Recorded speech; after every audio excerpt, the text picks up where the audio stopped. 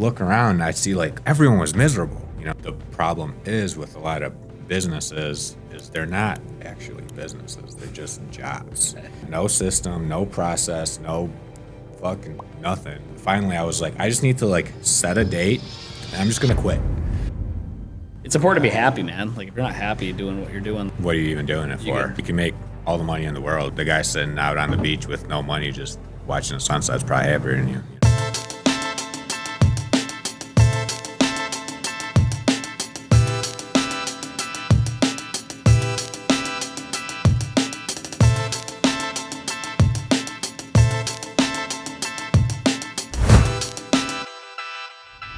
So what's up, man? What's up, man? All good? Thanks for coming on. Absolutely. Give the viewers a little background on who you are, what you do. Yeah. All right, so how far back do I start? I mean, what are you doing right now? All right, what I'm doing right now, so heating and cooling.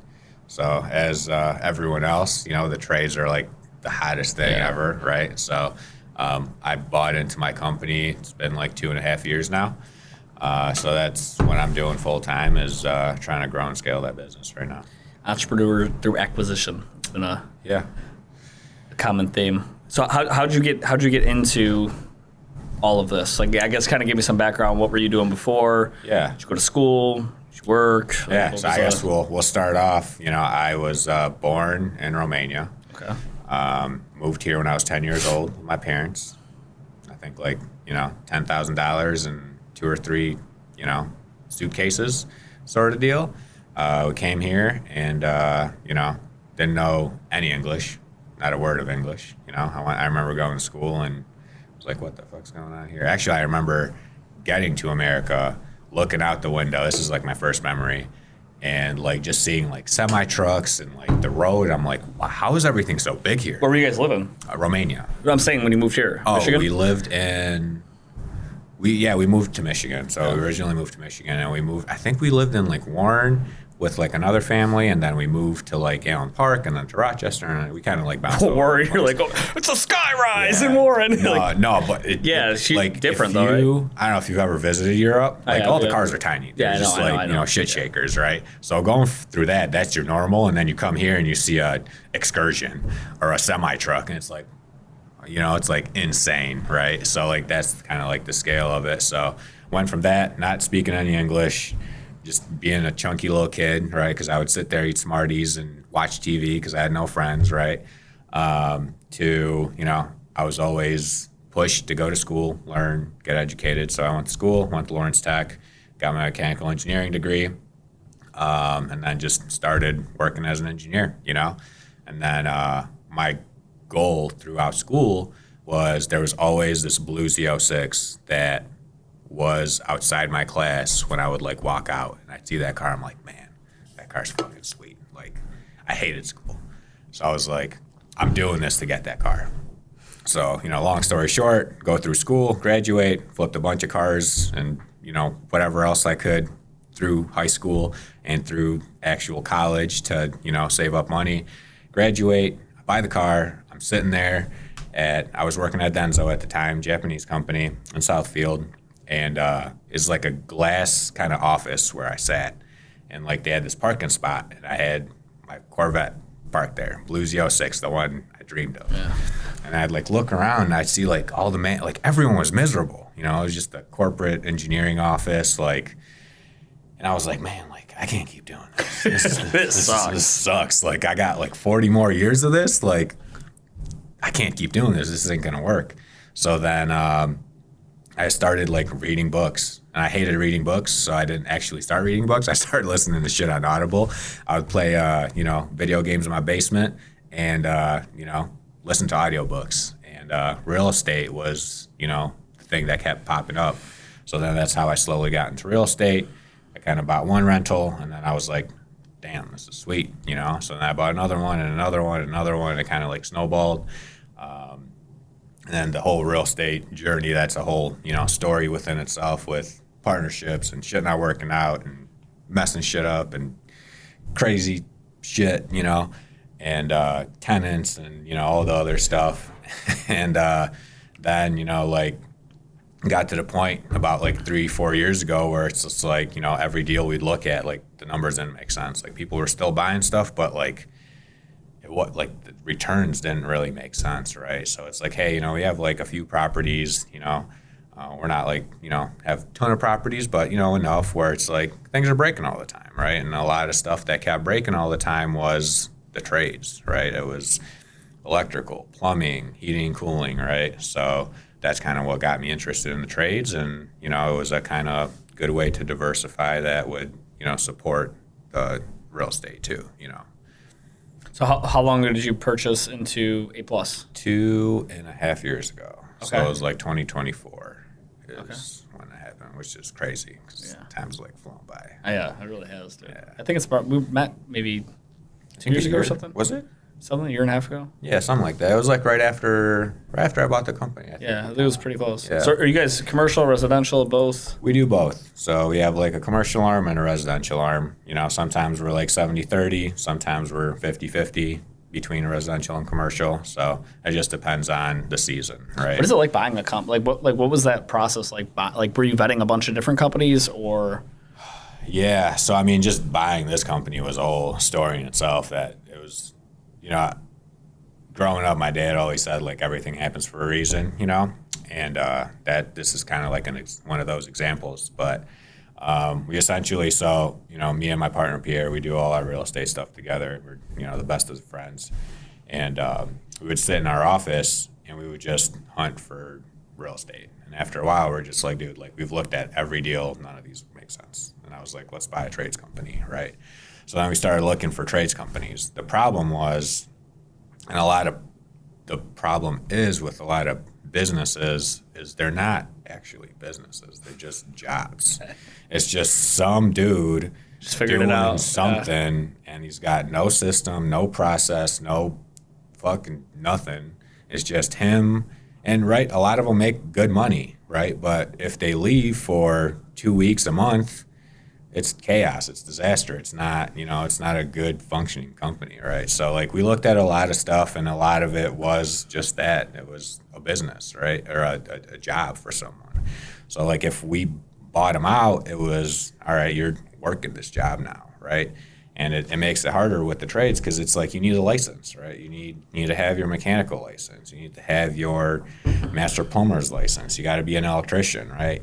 So if you lose that like key man, you got a huge key man risk, you know?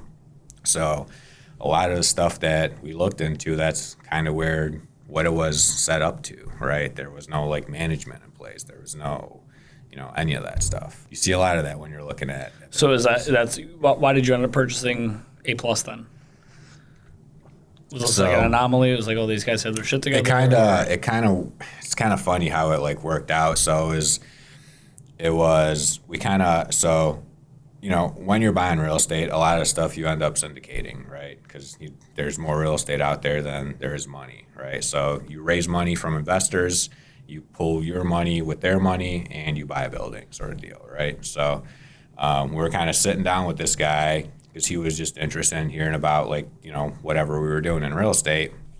And it just so happened before we sat down with him to discuss what we're doing in real estate, me and Pierre looked at this other HVAC company. And we're like, hey, you know, this guy's an HVAC. Like, he's a good family friend. And he's like, let's pick his brain on this company, right? So then, you know, through picking his brain, he's like, yeah, that company sucks. And then he kind of showed us what he was doing. He's like, you know, I'm thinking about retiring eventually. And, you know, maybe you guys would want to buy this company, right? So it was kind of one of those like unsolicited deals, right? So we kind of went back and forth and, you know, agreed on some stuff. And then, you know, we ended up buying into that company. Cool, man. So what's the plan with the business? So I think you talked about getting into plumbing maybe too or something. Like, what is the growth strategy? Yeah, so right now the growth strategy is I want to get super, super good at just HVAC. You know, I don't want to diversify yet.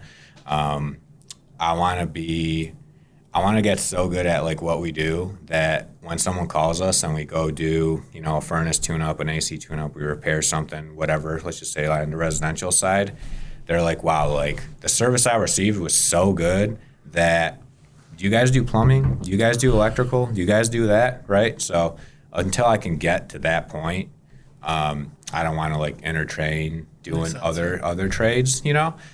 So that's kind of the growth strategy, is just like dialing in the marketing, dialing in just the system, the customer journey, really, from like A to B or A to Z essentially, where they just have a fantastic experience the whole time. And it's like you're turning, you know, we get calls in the summertime. The dude's on the phone. He's like, hey, can you guys get here now? And you hear his like wife in the background, like losing her shit, screaming like, it's so hot, like get someone here now. And the dude's like panicking on the phone, right? And same thing in the wintertime, you know, it's freezing cold, like, you know, it's the end of the world. So, you know, being able to plan, right? Because it always happens on the hottest days or coldest days, right? So it's like being able to plan and capacity plan for that. So that way you're there when the customer needs you, right? Because we're all used to having things now, right? Like we can pick up our phones and we want some food, we'll order it in 30 minutes, we have it, right? So here's my money. That's the real tough part in the trades, right? Because I can't just make 20 master techs that are sitting there in their vans, like in an ambulance, waiting for your AC to Is finding techs tough? Is that like a hard? It's definitely tough. You gotta, you know, when you do find techs, they have maybe some bad habits from their previous jobs, right? So it's a lot of training.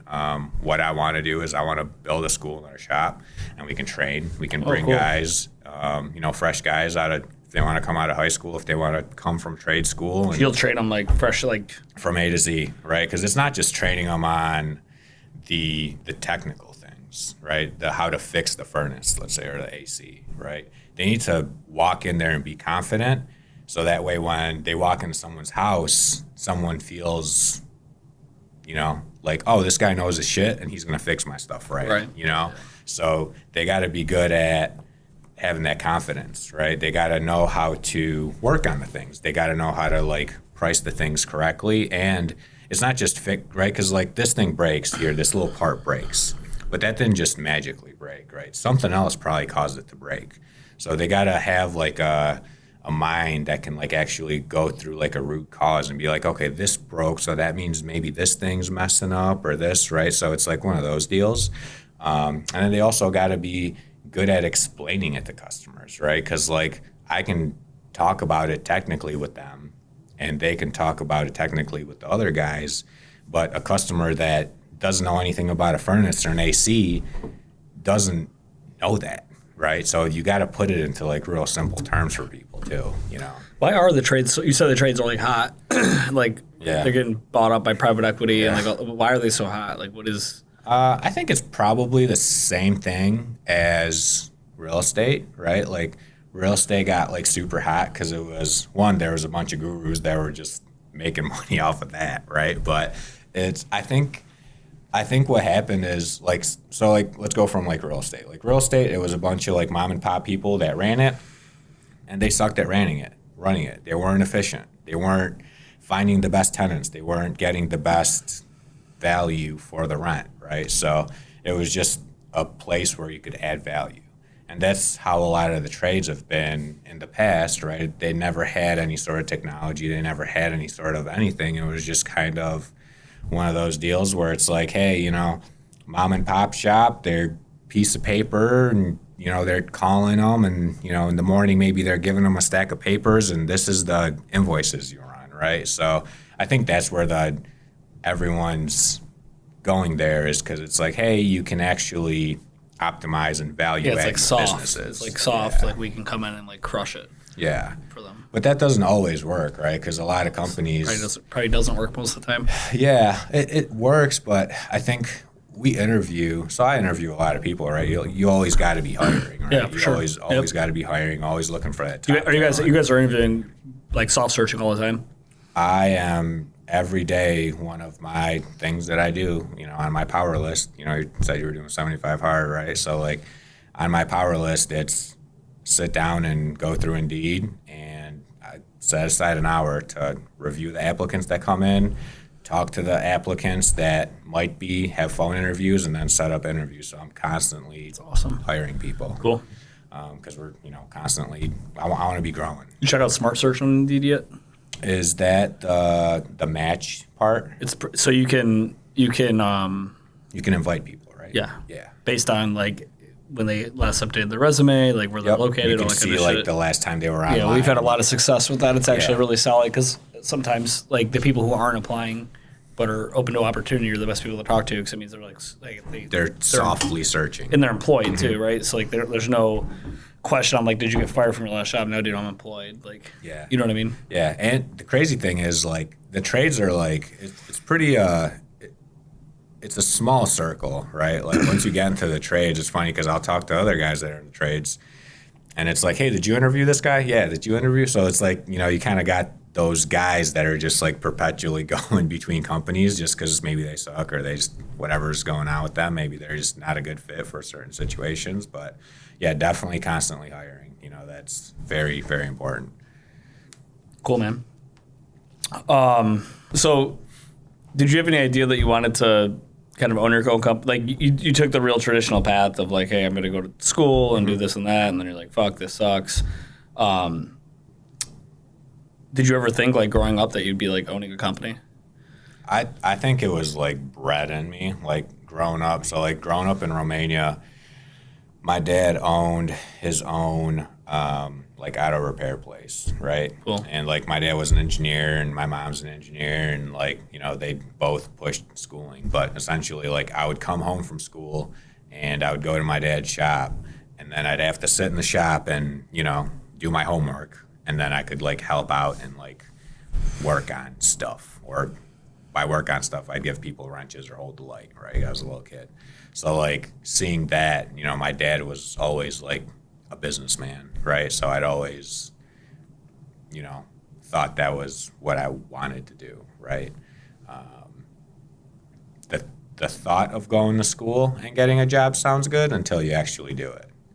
I mean, and it is for some people, right? Some people enjoy going somewhere and you kind of like, you leave there and you like leave it behind, right?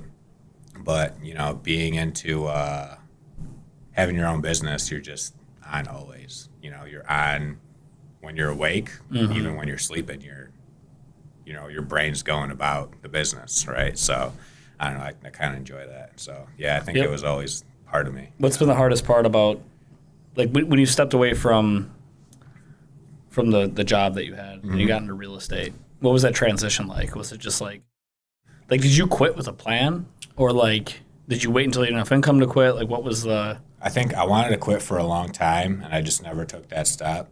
Being an engineer, you think about everything, like, way too fucking much. You, like, overanalyze everything to, like, the nth degree, because that's what you learn to do in school. You think about, like, all these different scenarios and what happens if this happens and, all this garbage. So, like, for the longest time, I knew I wanted to get out of it because I just hated it.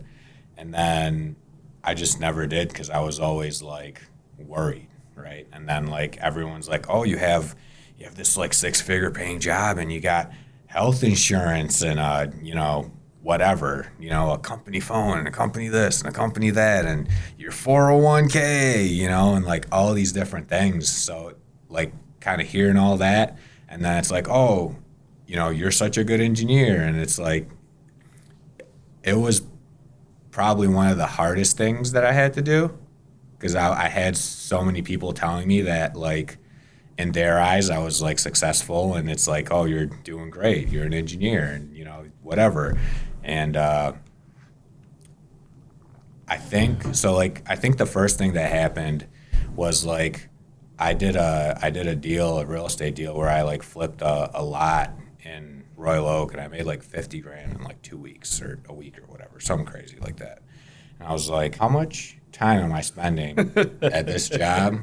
And how much, like, I figured out that like 3 months of the year I was literally sitting there working to pay taxes. Well, you get high off that shit too. You make a big at least I do. Like you get those big hits of money. It's like, like, wait, I can do this. Sick. And like, this it feels is sick, good, right? Yeah. So then I think that kind of really helped me like believe in myself more. Self-confidence. Right? So that helped. And then like I'd be like, all right, if I do this, then I'll quit. If I do that, then I'll quit. And then it just wasn't working, right? Because I would just, it was like a soft thing. So then finally I was like, I just need to like set a date and I'm just going to quit. And then my thought of what I would do once I quit my job was like, I'm going to do hard money loans, right? And hard money loans in real estate, like, are you familiar with it? So I'm not super educated, but you want to go buy a house and flip it? A bank's not going to lend on it because it's a pile of shit. Yeah. I'll give you the cash. I have the first position. It's safe for me. You put it down 20%, so it's super safe for me as doing the hard money loan. So I thought that's what I was going to do, right? I quit. That's not what I did, right? But that's, it was difficult. I had to set the date and then just went for it, right? I had similar, similar shit, dude. I just fucking ripped the Band-Aid off. But yeah, that's what you got to do. Mine was much less calculated, dude. Oh. I'm not that type of, I'm super high risk tolerant. Yeah. If you can't tell, like. Well, yeah, because I've just always been that way. Yeah. So that's actually, when I was going to OCC. That's why I quit school. I was going to OCC and I was like 19 or 20 years old. First year, I think I took a year off in between or something. Yeah. And I put like $50 on Bovada and ran it up to like $5,000. And I'm like, I'm fucking rich. Let's go. I'm rich. This is it. I'm running it way up. But I was up all night playing this on this stupid website. And it's funny enough, I go to economics class in the morning and I fall asleep in class and the teacher starts like yelling at me and shit, and I'm just like a smart ass kid. I'm like, fuck you, dude. I'm paying you, dude. Yeah. And I just laughed and that was it. Yeah, I had to wake up every morning and drive to get breakfast to act like I'm at OCC because I didn't want to tell my parents because it was like the second time I'd done this shit to them. And, so you didn't even make it through the whole school. Yeah, obviously I lost. Obviously I lost that money back too. But yeah, I'm very high risk adverse. I've become more calculated as I've like had kids and have more to lose now and shit like that. But yeah, dude, you just kind of have to go sometimes and like. Yeah, you just gotta. It's important to be happy, man. Like if you're not happy doing what you're doing, then what are you? What are you even doing it for? They get to triple your income, and it's like who fucking. Yeah, I mean, you can make all the money in the world if you're miserable. The guy sitting out on the beach with no money, just watching the sunset is probably happier than you. Yeah. Do you travel a lot and stuff, or what do you do? I don't know. I would say my girlfriend always like forces me to travel because I'm just like I hear everyone like planning vacations, doing this, doing that, and I think it's good to have it sometimes, right? But like to me, just the game of business is just like what I enjoy. Like it doesn't. It's not like a hindrance to me. It's not like difficult. It's not. I just enjoy it. I enjoy finding a problem, finding a way to fix it, and then just getting after it. But I do like, traveling, and I like eating food a lot too. So food, yeah, food's I think my favorite thing of traveling. So here we're going to. I travel. I don't give a fuck, dude. Yeah. but I like doing it, and I work when I travel. Yeah, we're going to Italy.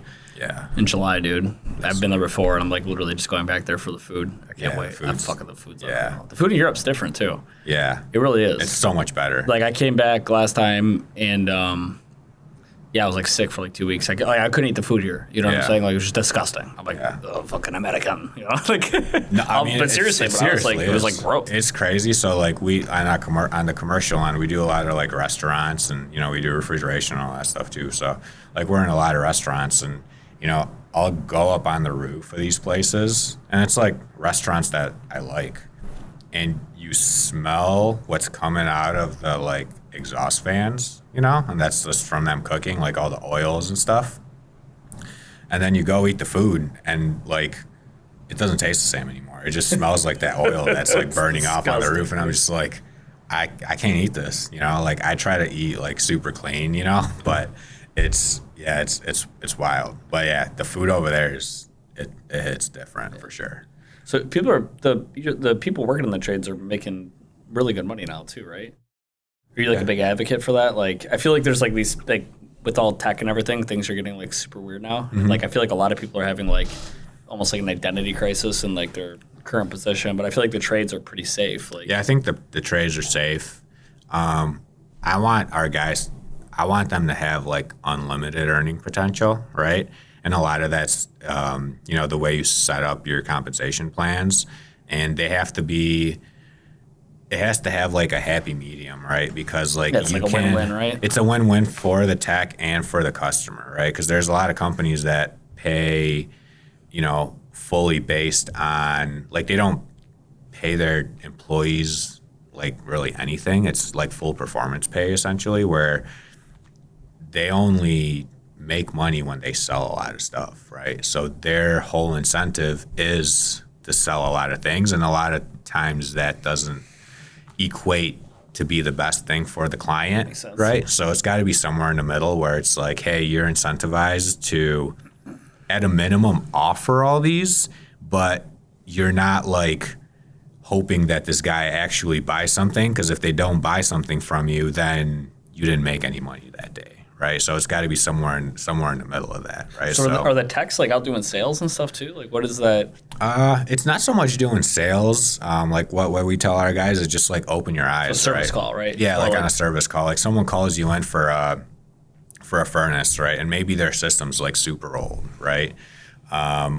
Just have your eyes open and explain to the client, even if we're not like selling them a new furnace, a new AC, or a water tank, at least educate them. Be like, hey, your furnace is this old. We might be able to fix it, but it'll cost this much. Or, your AC is also that old. Maybe it's gonna keep going, maybe not. Just prepare yourself as this unit's this old. You might be looking at a bill for like, X amount in the future. Or your water tank, these things usually last. They're like a 6-year water tank. It's gonna last 6 years in a day, because like everything we have nowadays is just trash, right? So like just open your eyes and, try to find those problems before they're a problem. You see a bunch of corrosion, you see a valve that doesn't work, you see all these things, right? Like what I explained to our guys is like, you might feel bad about, don't shop with your own pocket, right? Like, you got this like nice old lady and she's got a water tank and it's 20 years old, right? Chances are that thing's like a ticking time bomb to just leak all over her basement, right? You as a technician, even if you're going to look at her furnace, you look at the furnace, fix the furnace, cool. But hey, just let her know that, hey, your water tank's 20 years old. It might keep running, it might leak. Here's an option for a new one. I just want you to know that's an older unit, and if it's still working, let it work until you get a leak. But just put it in the customer's mind that that thing might leak, and then we can help them when it does. We can help you, yeah. Or sometimes if you don't even see that, and then like 2 days later, the nice old lady calls and says, hey, my basement's flooded because my water tank leaked all over it, then it's like, shit, you feel bad because you didn't just like, so now she's got a bigger problem than just like the stupid water tank, So it's just, our guys are just taught to just go fix what you got to fix, but also keep your eyes open and, educate the customer. A lot of people don't know about their furnace, their AC, their water tank, their this, their that. Is your space really competitive? Like when people call you, they call in like 3 different places, or? Yeah, so I think that's one of the things that I think people don't really understand about the trades, right? Because everyone wants things like now, right? And the way you get the phone ring nowadays is you got to use local service ads, right? Because if not, you're back of the bus. No one's going to see you, no matter how good your SEO and everything else is. If you're not paying Google any money, you're not ranking, right? So one of the biggest problems I think in the trades is companies pay for LSA, right? They all rank 1, 2, 3, 4, and however they rank, they rank. But when customers call, they're calling all 4 of these companies, right? So Google just made money on 4 calls, 5 times, however many times, right? And they're going with one company, right? So the price per lead goes crazy for everyone else, right? Or price per close. Per close, customer. Yeah, exactly. So how do you fight that?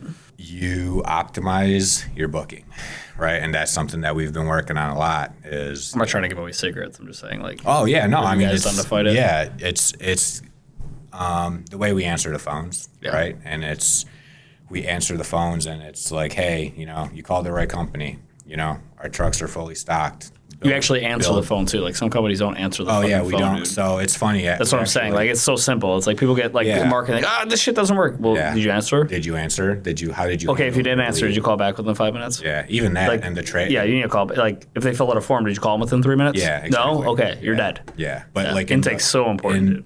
when someone's AC is not working and it's a 90-day degree out, it's just, whoever answers you the didn't phone answer first. the phone and you didn't book that call, even if you book that call, they're probably going to still call other companies unless you build enough value and they're like, hey, I called the right place and they're going to take care of me, right? Yep. So that's what we work really hard towards, to like put the customer at ease that, hey, they called the right place and they got me, they're going to take care of me. Even if they can't get to me till tomorrow, I'm taken care of, So that's hugely important. That's a way to kind of combat that. Something that's going to be big too, I think, in the trades is with like search on like ChatGPT, Claude, because people are using those tools. Basically, the behavior is they're using that to research the companies. Then they're still going back to browser, right? That's like how they do it, and then they're validating the AI search by looking the companies up, and then they pick one. Yep. But what's changing in the digital marketing space, kind of in our space, is that one of the key drivers to AI search isn't even the way that your site's optimized anymore. It's reviews. Mm-hmm. So it's like taking that,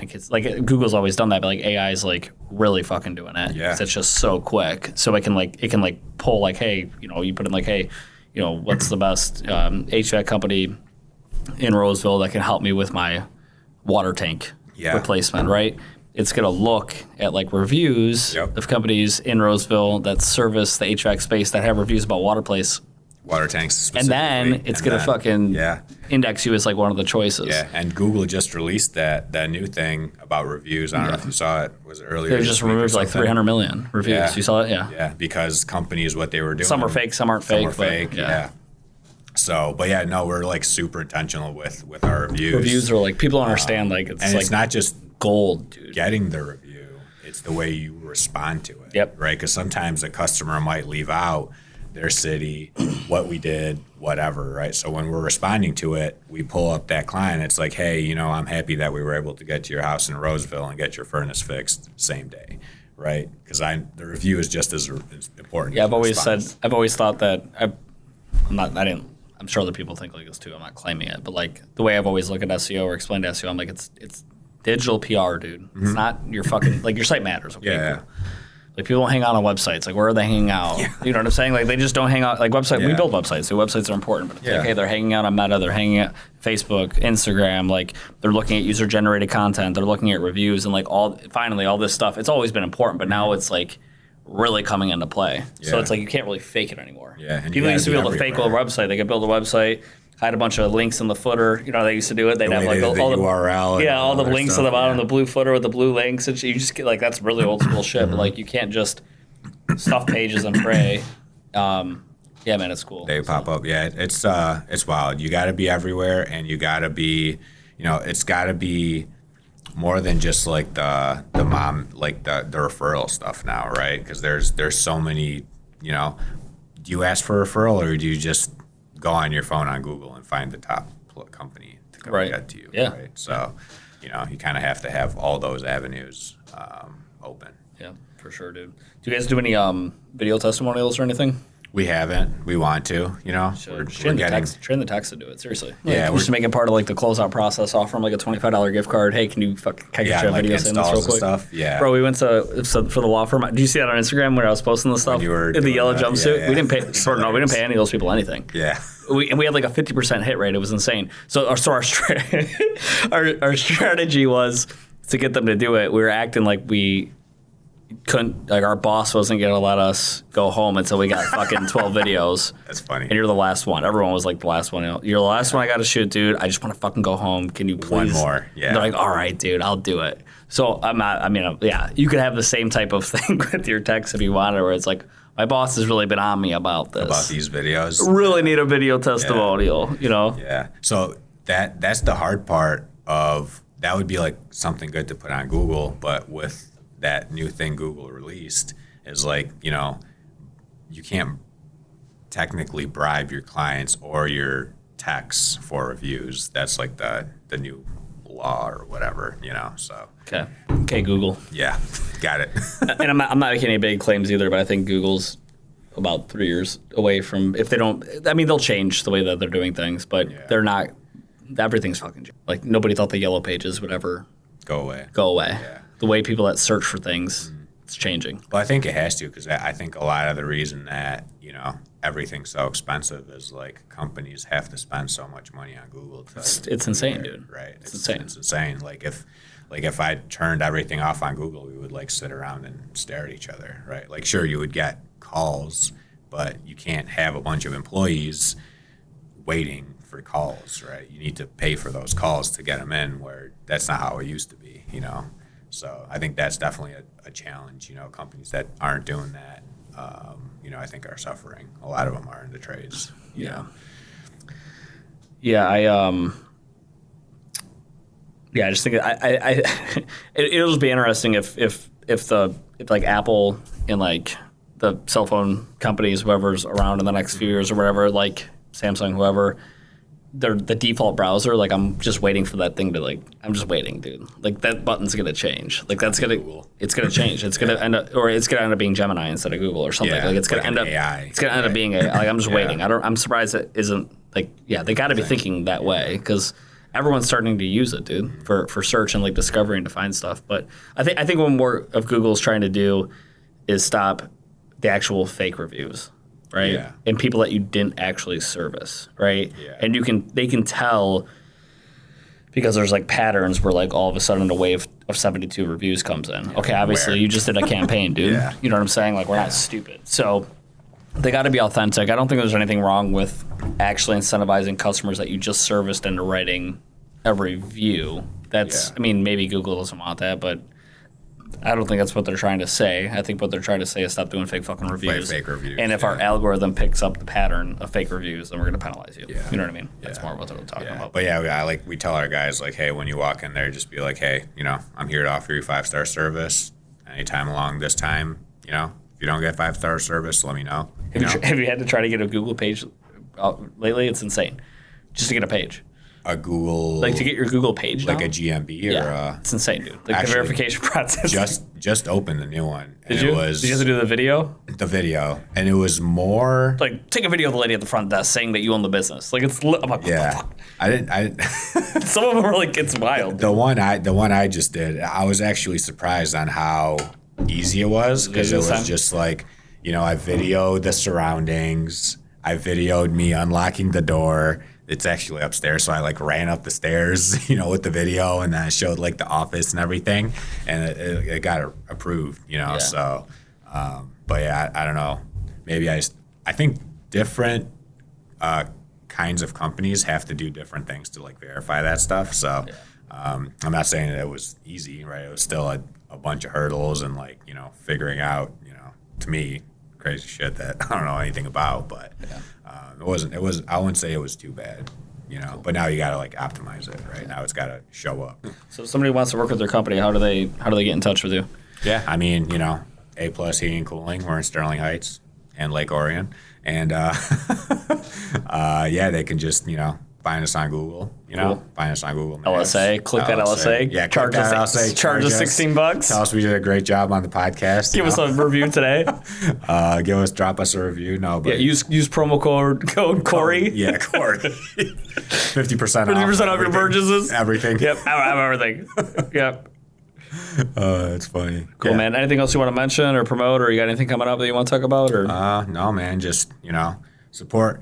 I would say, you know, if you're looking for a company that's, you know, that's going to do work at your house, I would say, one, make sure it's not a PE-owned company. Make sure it's actually like a locally owned company. A lot of the big companies in our area and everywhere else, one PE company owns like the top 3 companies, right? So you think you're like, oh, I'm smart, I'm going to get 3 quotes. They're putting you in a box. It's actually insane. I've heard about this. It's insane. You know, all the big companies, and they're like, oh, we've been around since 1950 or 1970. And it's like, bro, like all these, it's the same company that owns all these companies. Like you guys are getting. Isn't eventually this going to be like illegal, like a monopoly kind of, right? To me, I think it's like lying to people, right? I don't think it's right. I think it's like super scummy that companies are allowed to do that, it's right? Wild, dude. And you're not like disclosing anywhere that it's like, hey, this company and that company were like the same company, but we got a different name and different pricing, different price. It's like a little bit different, right? Yeah. So, I think people just got to be careful with that, because there's a lot of that going on. So, shop local, because when you shop with the PE companies, it's like, where's that money go, right? It's going to pay their loans, going to pay executives, going to pay everyone else, but, the guys that are here locally, so, that's what I would, put out there for people to kind of be on the lookout for. Fuck PE. Yeah, fuck these. Not really, but You might regret that in 10 years when you go to sell. Yeah, right. They're like, remember that one time? Remember one time you said fuck PE? In general, for everyone. So cool, man. Well, thanks for being on, dude. Yeah, man, absolutely. Appreciate it, man. Thanks, Teo.